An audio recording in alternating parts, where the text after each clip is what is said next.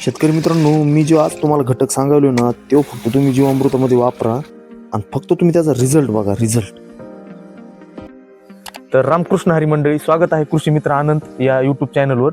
मित्रांनो, zero budget नैसर्गिक शेतीचा एक आज आपण नवीन व्हिडिओ बघणार आहोत.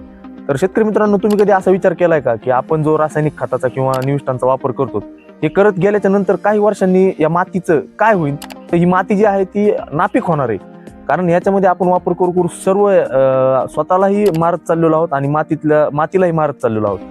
तर ह्या मातीला जाग करणं हे अतिशय आवश्यक आहे. अजूनही वेळ गेलेला नाही. आपण या मातीला जाग करण्यासाठी आजच्या व्हिडिओमध्ये तुम्ही बघू शकता 2 ड्रम इथं ठेवलेले आहेत.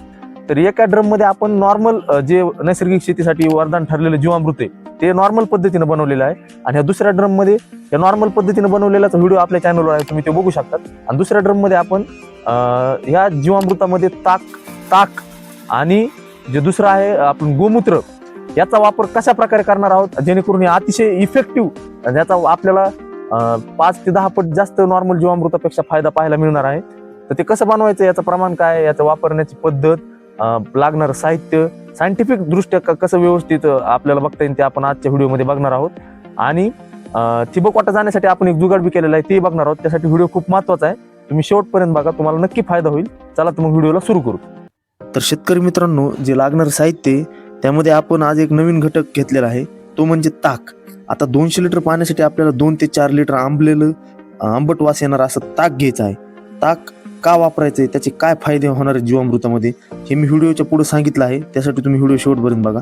त्यानंतर लागणारं साहित्य म्हणजे आपल्याला 200 लिटर पाणी बसेल एवढा बॅरल घ्यायचा आहे. त्यामध्ये पाणी भरायचं आहे. आता पाणी कसं भरायचं आहे, पाणी हे वाहतं पाणी असायला पाहिजे, बऱ्याच दिवसाचे साठवून ठेवलेले नसावे, कारण वाहत्या पाण्यामध्ये चेतन क्षमता जास्त असते. त्यानंतर देशी गाईचं गोमूत्र घ्यायचं. आता साधारणतः 10 लिटर गोमूत्र वापरतात जीवामृतामध्ये, पण मी आज 20 लिटर घेतले आहे, कारण पिकाच्या सुरुवातीच्या स्टेजला नत्र खूप आवश्यक असते. त्यामुळं आपण आज थोडं गोमूत्र जास्त घेतलेलं आहे, कारण गोमूत्रामध्ये नत्र खूप जास्त प्रमाणात असते. त्यामुळं आपण आज गोमूत्र घेतलं आहे ॲडिशनल. गोमूत्र जितकं जुनं तितकं उत्तम, हे महत्वाचं. त्यानंतर तिसरा आणि महत्वाचा घटक म्हणजे देशी गायचे शेण 10 किलो. आता यामध्ये म्हैस किंवा जर्सी गायचे शेण बिलकुल जमणार नाही, शेळी व मेंढीचे पण जमणार नाही. देशी गाय आणि बैलाचे अर्धे मिक्स करून जमू शकते जर आपल्याकडे पूर्ण 10 किलो देशी गायचे नसेल तर.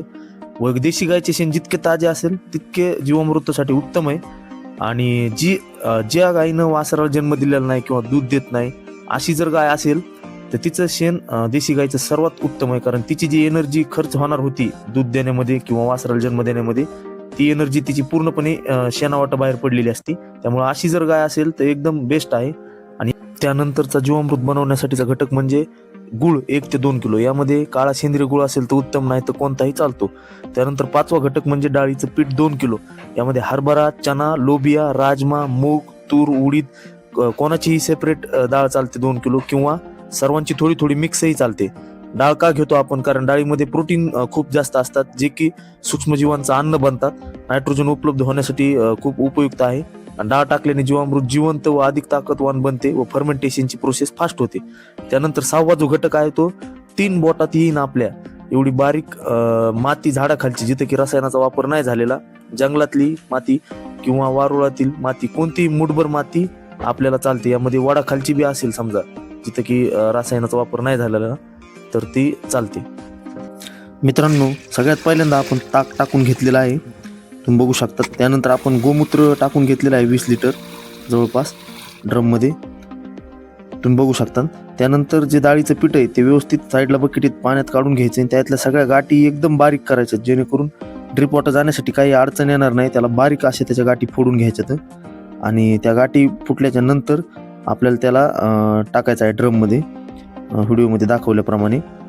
त्यानंतर शेतकरी मित्रांनो, गुळाचं पाणी जे आपण केलं ते गुळाचं पाणी आपण त्यामध्ये टाकलेलं आहे. मुठभर माती ही झाडाखालची टाकलेली आहे, तुम्ही बघू शकता.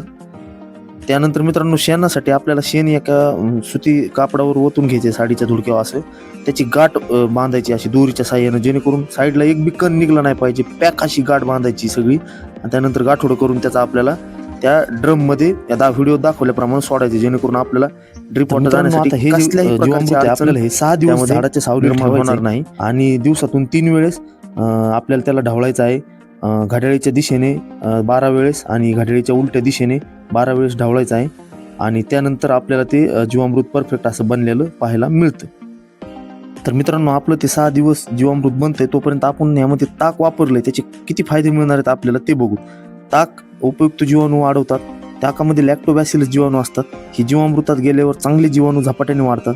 किण्वन म्हणजे फर्मेंटेशनची प्रोसेस आहे ती लवकर होते, जीवामृत लवकर तयार होते, कुजण्याऐवजी चांगली प्रक्रिया होते. त्यानंतर माती जिवंत होते, मातीतील सूक्ष्मजीव सक्रिय होतात, माती नरम भुसभुशीत बनते. त्यानंतर अन्नद्रव्याची उपलब्धता वाढते. नायट्रोजन, फॉस्फरस, पोटॅश जमिनीतून झाडाला सहज मिळतात. बुरशीजन्य रोगावर नियंत्रणासाठी ताक खूप उपयुक्त आहे. ताकामधील चांगले जीवाणू वाईट बुरशीला वाढू देत नाहीत.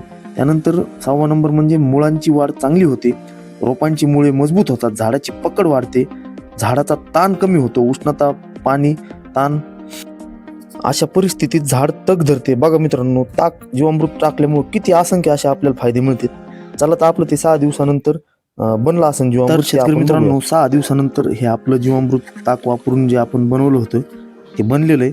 आणि आता हे जे जीवामृत आहे हे ड्रिप वॉटर जाण्यासाठी बी आपल्याला काही अडचण करणार नाही. तुम्ही बघू शकता आता एकदम पूर्ण क्लिअर असं हे आपलं जीवामृत बनलेलं आहे. आता हे आपण ड्रिप वॉटर मित्रांनो 100 लिटर जीवामृत मी एका ड्रम मध्ये घेतले ते आणि आता सोडायसाठी सोडून दाखवलोय. आता तुम्ही बघू शकतात की ते कसल्याही प्रकारचं त्यामध्ये काडी कचरा राहत नाही. ड्रिप वॉटर जाण्यासाठी पूर्ण मित्रांनो, याचं जे वापरायचं प्रमाण जे आहे ते आपण याला 3 प्रकारे वापरू शकतो. ड्रिपद्वारे जर सोडायचं असेल तर हे बनलेलं 200 लिटर 1 एकरसाठी पुरेसं आहे. जर फवारणी करायची असेल तर 20 लिटर पंपाच्या टाकीसाठी त्यात 1 लिटर जीवामृत मिक्स करून फवारणी करायची आहे पानावर. आणि जर झाडाला ड्रिंचिंग करायची असेल तर त्या झाडाच्या मुळापाशी अर्ध जीवामृत आणि अर्ध पाणी या पद्धतीनं आपण मिक्स करून 250 ते 300 ml प्रति झाडाला त्याच्या रूट झोन मध्ये आपण टाकू शकतो. मित्रांनो, जीवामृत कोणत्या स्टेजला वापरावे? पेरणी किंवा लागवडीनंतर 7 ते 10 दिवसांनी, त्यानंतर वाढीच्या अवस्थेमध्ये, त्यानंतर फुलधारणा होण्याच्या आधी किंवा मग फळधारणा आणि दाणे भरण्याच्या वेळी. म्हणजे थोडक्यात आपण महिन्यातून याला एक वेळेस आपण पिकाला देत चाललो तर आपल्याला त्याचे असंख्य असे फायदे पाहायला मिळतील. त्यानंतर मित्रांनो, जीवामृताचे जर फायदे थोडक्यात सांगायचे झाले तर मातीतील सूक्ष्मजीव वाढतात, मुळांची वाढ व मजबूती वाढते, पिकांची वाढ जलद व संतुलित होते, मातीची जलधारण क्षमता वाढते, उपलब्ध अन्नद्रव्य वाढतात, माती जिवंत सुपीक होते, रासायनिक खतांचा खर्च कमी होतो, सेंद्रिय कर्ब वाढतो व ह्युमस निर्मिती वाढते व पिकांची प्रतिकारशक्ती पण वाढते. असंख्य असे फायदे आहेत जीवामृताचे. तर मित्रांनो, व्हिडिओ कसा वाटला ते सांगा. आवडल्यास एक लाईक करा व पुढील व्हिडिओमध्ये वेगवेगळ्या प्रकारचे जीवामृत बनवणार आहोत. अशाच 0 बजेट नैसर्गिक शेतीच्या व्हिडिओसाठी कृषी मित्र आनंद या आपल्या चॅनलला सबस्क्राईब करा. तुमचे काही प्रश्न असतील तर कमेंट करा व तुम्हाला कोणत्या विषयावर व्हिडिओ पाहिजे तेही कमेंट करा. व्हिडिओ पाहिल्याबद्दल धन्यवाद. भेटू पुढच्या व्हिडिओत. तोपर्यंत